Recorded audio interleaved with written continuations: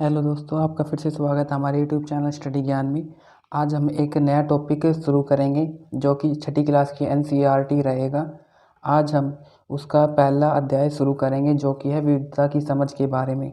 यानी हम सभी से किस प्रकार से अलग है। किसी की विचारधारा अलग होती है, किसी की संस्कृति अलग होती है, किसी का धर्म अलग है, तो किसी के खान पान, पहनावा, भाषा अलग अलग विभिन्नताएँ होती है। इसके बारे में आज हम पढ़ेंगे कि यह विविधता क्या है, इसकी समझ के बारे में। तो चैप्टर शुरू करते हैं। इसमें जो एनसीईआरटी में मैंने मुख्य मुख्य जो निशान लगा रखे, हाईलाइट कर रखे हैं मुख्य रूप से। जो पहले इसमें शुरू में बताया गया है कि दो बच्चों की कहानी है समीर नाम के। एक गरीब था और एक अमीर था। एक हिंदू जाति से संबंधित था और एक मुसलमान जाति से संबंध रखता था। और आगे इसमें है कि खान पान, पहनावा, धर्म, भाषा आदि की ये भिन्नताएँ विविधता के पहलू है।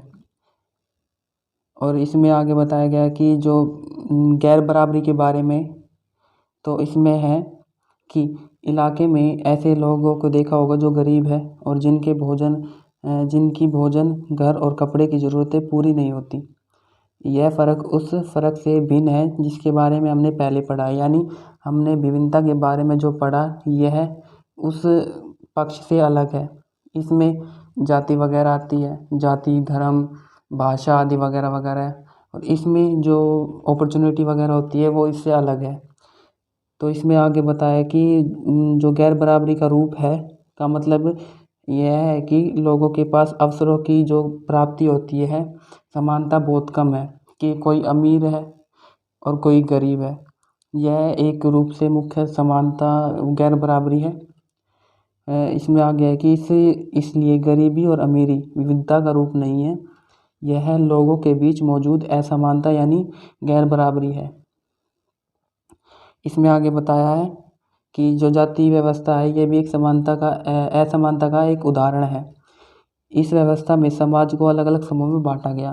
पहले क्या होता था, जो शुरू में जन्म बच्चे लेते थे उनकी कास्ट से उनका जो कार्य था वो बता दिया करते थे। जैसे कोई कुम्हार का काम करता था तो कुम्हार बनेगा आगे, और कोई सुनार का काम करता था वो सुनार बनेगा। इससे ही आज भी कुछ जगहों पर ऐसी व्यवस्था प्रचलित है कि वो अपनी जाति से ही संबंधित कोई व्यवसाय को करते हैं। इसमें आगे है कि विविधता से हमारा जीवन है वो कैसे समृद्ध होता है। यानी जो अलग अलग विचार वगैरह होते हैं या फिर अलग अलग जो भी चीज़ है उससे हम कैसे समृद्ध होते हैं। अब मान लीजिए कि आप यहाँ हो और जो यहाँ की संस्कृति, भाषा वगैरह वगैरह जो भी है, अगर आप उसमें जाके घुल मिल जाओगे तो आपको एक नई चीज़ सीखने को मिलेगी जिससे आप अपना विकास कर सकोगे और जो नए नए अवसर है उसकी भी खोज कर सकोगे।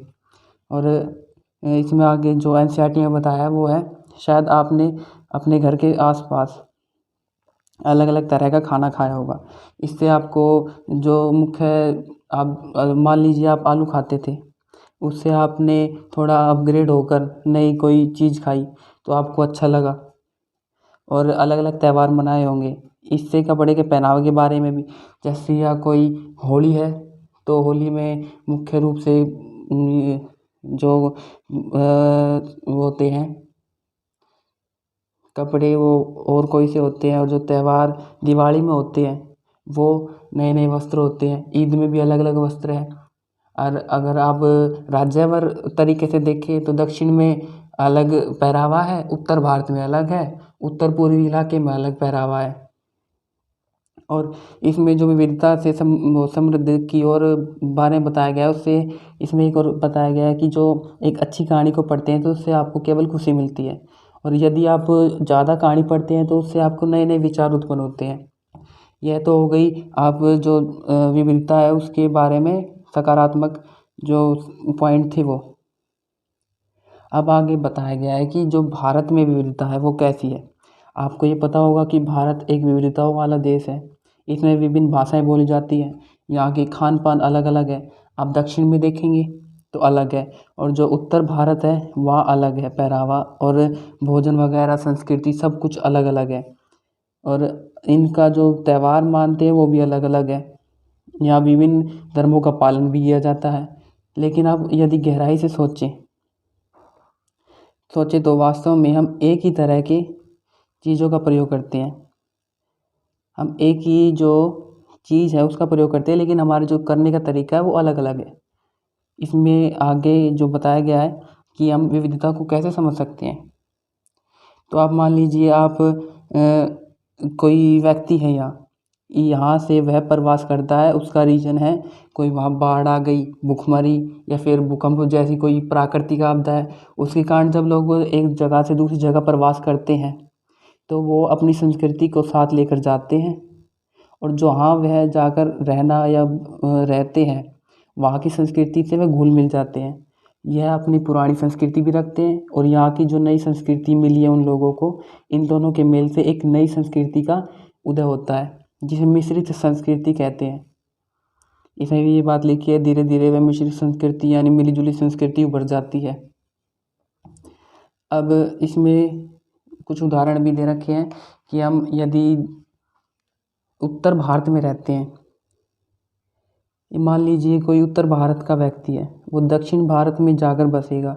यहाँ सबसे मुख्य रूप तो पहाड़ है, यहाँ ठंड होगी, यहाँ का पहनावा अलग होगा, यहाँ का वातावरण भौगोलिक रूप पूर्ण रूप से दक्षिण के मुकाबले अलग होगा।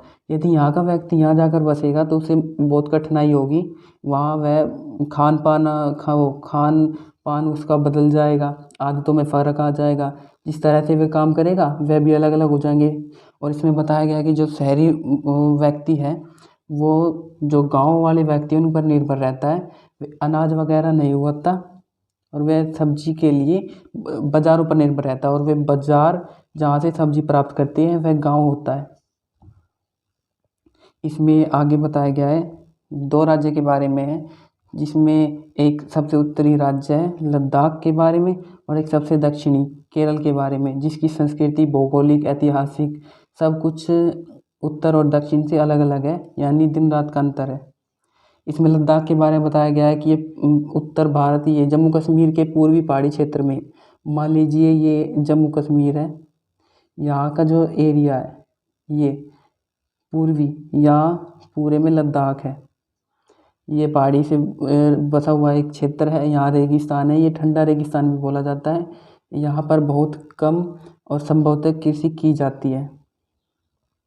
यहाँ क्योंकि यहाँ बारिश नहीं होती या बिल्कुल ही नहीं होती, यह इलाके पूरी वर्ष काफ़ी लंबे समय तक बर्फ़ से ढके रहते हैं। यहाँ पेड़ वगैरह भी बहुत कम उगते हैं। यदि यहाँ कृषि ही नहीं होगी तो पेड़ की जो ज़मीन उपजाऊ है वो कैसे होगी। यहाँ जो पिघला हुआ पानी होता है उससे वह बर्फ़ पीने के योग्य निर्भर रहते हैं। यहाँ एक ख़ास तरह की भेड़ पाली जाती है, यानी इनके व्यवसाय के बारे में बात करें तो यहाँ एक ख़ास तरह की भेड़ पाली जाती है जिससे पश्मीना शॉल निकलता है, ऊन निकलता है, और यह ऊन बहुत कीमती होता है, जिस कारण यह बड़ी सावधानी से इसे इकट्ठा करते हैं। और यह जो मुख्य रूप से पश्मीना शॉल निकलता है इससे यह यहाँ से बुन कर आगे बेचते हैं, जिससे इनका व्यवसाय चलता है। और यदि हम इसके बारे में, इनके खान पान के बारे में बात करें तो यहाँ के लोग मुख्य रूप से गाय के बने पदार्थ यानी मांस वगैरह हो गए, दूध से बने पदार्थ जितने भी है, मक्खन चीज़, खास तरह की कोई छाले वगैरह, मांस खाते हैं। हर एक परिवार के पास कुछ गाय होती है, बकरी और याक होती है। अब इनके व्यापार के बारे में बात करें तो कुछ लोग मानते होंगे कि ये रेगिस्तानी इलाका इसलिए यहाँ व्यापार नहीं होता, लेकिन यह गलत विचार है, क्योंकि यहाँ समृद्ध माना जाता है यहाँ का व्यापार। रीज़न है कि यहाँ से जो ये जम्मू कश्मीर का इलाका है ये होगा लद्दाख, यहाँ से होकर मध्य एशिया तक जाया जा सकता है, जिससे यह यहाँ के जो एशिया वगैरह होगा, यूरोप देश हो गए, यहाँ भी जा सकते हैं। इससे व्यापार समृद्ध होता है। यहाँ कई घाटी से गुजरते हैं तो मध्य एशिया के काफ़िलों में उसी के इलाके में पहुँचा जा सकता है। आज के लद्दाख को छोटा तिब्बत भी कहते हैं। यहाँ जो बौद्ध धर्म गया था, जो यहाँ सबसे पहले बौद्ध धर्म के तिब्बत के रास्ते यहीं से पहुँचा था, लद्दाख से तिब्बत पहुँचा था बौद्ध धर्म। और यहाँ जो मुख्य रूप से वो मसाले वगैरह उगते हैं, कच्चा रेशम, दरिया आदि लेकर चलते हैं। धर्म के बारे में बात करें तो यहाँ से बौद्ध धर्म तिब्बत पहुँचा था। लद्दाख को छोटा तिब्बत भी कहा जाता है। करीब 400 साल पहले यहाँ के लोग इस्लाम धर्म से परिचित हुए थे। यहाँ की अच्छी खासी जनसंख्या में मुसलमान संख्यक है। लद्दाख में गानों और कविताओं का बहुत ही समृद्ध मौखिक संग्रहण है। कविता जो तिब्बत का वो है ग्रंथ केसर सागा लद्दाख में काफ़ी प्रचलित है। जो मौखिक रूप से इसमें बताया गया है कि लद्दाख में जो गान वगैरह होते हैं, जो गाना गाते हैं, कविताएँ होती है, वह समृद्ध मौखिक रूप है। तिब्बत का जो ग्रंथ है वो लद्दाख में भी काफ़ी लोकप्रिय है, जिसे केसर सागा कहते हैं। यहाँ स्थानीय रूप से दोनों जो मुसलमान हैं और बौद्ध हैं वो आपस में मिलकर इसका गान करते हैं, इसके नाटक खेलते हैं। लद्दाख के बारे में हमने बात कर ली। अब अगला है सबसे दक्षिणी भाग, केरल के बारे में बात करेंगे, जो कि भारत के दक्षिणी पश्चिमी कोने में बसा एक राज्य है। यह राज्य एक तरफ से समुद्र से घिरा हुआ है। जो यह इलाका है ये केरल है। यहाँ से पहाड़ है, यहाँ पूरे में वो है समुंदर। तो एक तरफ यह पहाड़ से घिरा हुआ है तो दूसरी तरफ ये समुद्र से घिरा हुआ है। इन पहाड़ियों पर विविध प्रकार के मसाले उगाए जाते हैं, जैसे काली मिर्च, लौंग, इलायची आदि उगाए जाते हैं। इन मसालों के कारण इस क्षेत्र में व्यापार का आकर्षण केंद्र बना हुआ है। और यदि बाहर से जो व्यापारी आए थे उसके बारे में बात करें तो यहाँ सबसे पहले यहूदी और अरबी व्यापारी केरल आए थे। और ऐसा माना जाता है कि ईसा मसीह के धर्मदूत संत थॉमस लगभग 2000 साल पहले यहाँ आए थे और उन्हीं के कारण वो है ईसाई धर्म यहाँ प्रचलित हुआ था। और व्यापारी आकर यहाँ के बारे में बताते हैं। एक है व्यापारी इब्न बतूता, जो कि कवि थे अपने रूप में। वह 700 साल पहले यहाँ आए थे। अपनी यात्रा वृत्तांत में उन्होंने जो पुस्तक लिखी थी उसमें मुसलमानों के बारे में अच्छी बातें लिखी है। यानी वहाँ उन्होंने लिखा है कि भारत के दक्षिण में उनका बड़ा सम्मान किया जाता था। और जो वास्को डी गामा है जो 1498 में आए थे भारत दक्षिण में, वहाँ पहुँचे, यहाँ से पहुँचे तो पुर्तगालियों ने यूरोप से भारत तक का समुद्री रास्ता जाना।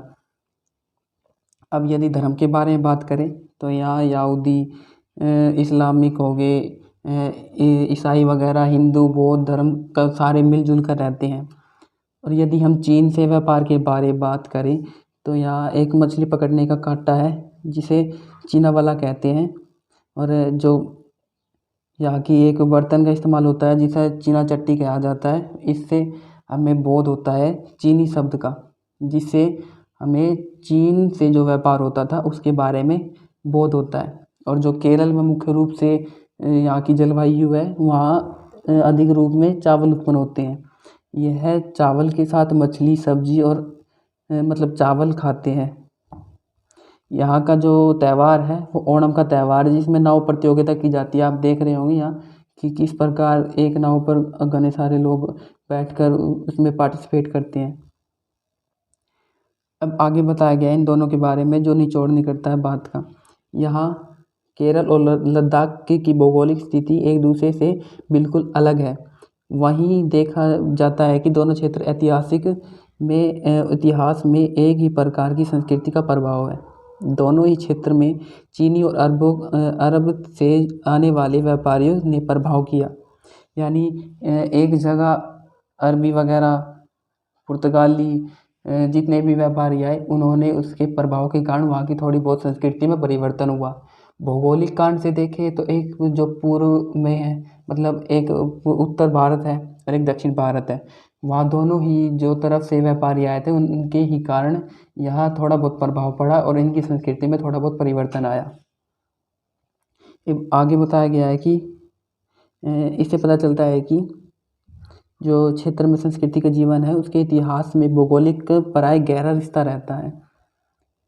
हर एक कदम पर के साथ हम संस्कृति, रीति रिवाज और जीने का तरीका धीरे धीरे उस नए क्षेत्र के हिस्से में बना लेते हैं। यानी कोई व्यापारी या फिर कोई व्यक्ति है यहाँ के 2 क्षेत्रों में जाता है। मान लीजिए पहले ए में जाता है, यहाँ का जो वातावरण है मान लीजिए गर्म है, जब वह ठंडे इलाके में जाएगा तो वह अपने आप को उस इलाके के अनुरूप ढाल लेगा, और बाद में यदि वह दोबारा गर्म रास्ते में जाएगा तो वो अपनी पुरानी संस्कृति को अपना ही रहा था, और नई संस्कृति को अपनाने के बाद उसने एक नई चीज़ सीखी, यानी वह गर्म क्षेत्र में भी रह सकता है और ठंडे क्षेत्र में भी। अब इसमें बताया गया है कि जो विविधता में एकता है उसके बारे में। प्राचीन काल में जब अंग्रेजों का शासन था तो भारत में विविधता और अनेकता को उनकी ताकत का स्रोत माना नहीं जाता था अंग्रेजों के द्वारा, लेकिन हमारे मुख्य रूप से यह एक ताकत का स्रोत थी। अंग्रेजों का जब भारत पर राज था तो विभिन्न धर्म, भाषा और क्षेत्र की महिलाओं और पुरुषों ने अंग्रेजों के साथ डटकर मुकाबला किया था और लड़ाइयाँ लड़ी थी।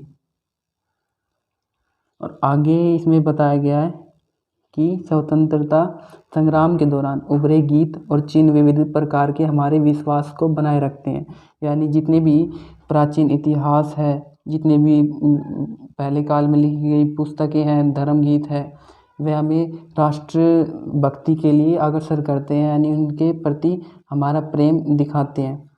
और यहाँ जो बताया गया है कि जो विविधता में एकता के बारे में बात कही गई है, अनेकता में एकता के बारे में उन्होंने नेहरू जी ने की थी कि भारत की विविधता का वर्णन करते हुए अनेकता में एकता का विचार दिया था। और रविंद्रनाथ टैगोर द्वारा रचित हमारा राष्ट्रगान, यह भी एक भारतीय एकता का एक अभिव्यक्ति है, यानी जो रविंद्रनाथ टैगोर द्वारा लिखा गया हमारा राष्ट्रगान है वह भी हमारी एकता का प्रतीक का स्रोत है।